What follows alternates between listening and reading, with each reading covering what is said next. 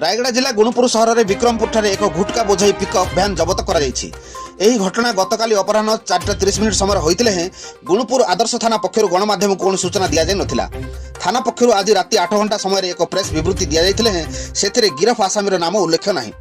विशेष सूत्र खबर पर गणमाध्यम प्रतिनिधि मैंने थाना अधिकारी के संपर्क में पचारे किंतु से कौन स्पष्ट सूचना दे नथिले। जबत गुटकार मूल्य आनुमानिक 8 लाख टू ऊर्ध्व बोली गुणुपुर थाना आईसी जसवंत हियाल कहते।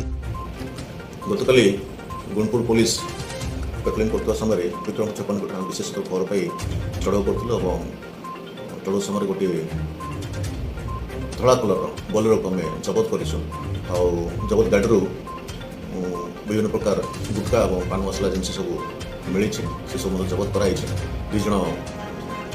एक्यूज ड्राइवर और व्यवहित हेल्पर को आम काबू कर जबत होता जिनस मध्य प्राय 3,10,800 गोटी पाउच तार हम से सब आम जबत कर मूल्य प्राय 8 लाख टंकार ऊर्ध्व हम कौट होता सर विक्रमपुर छपर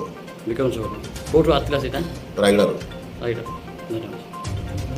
यही घुटका बोझई गाड़ी गुणुपुर विशिष्ट व्यवसायी सुबुद्धि गौरी पुओ सुबुद्धि शिवा नाम रही। गिरफ ड्राइवर नाम कामदेव नायक बयस 30 ग्राम चांदिली। गिरफ हेल्पर नाम सुबुन झड़ी बयस 26 ग्राम चांदिली एवं शुभम अग्रवाल नामक जड़े व्यक्ति गिरफ कर गुणुपुर सुनील कुमार साबुतଙ୍କ रिपोर्ट क्राइम 7 न्यूज।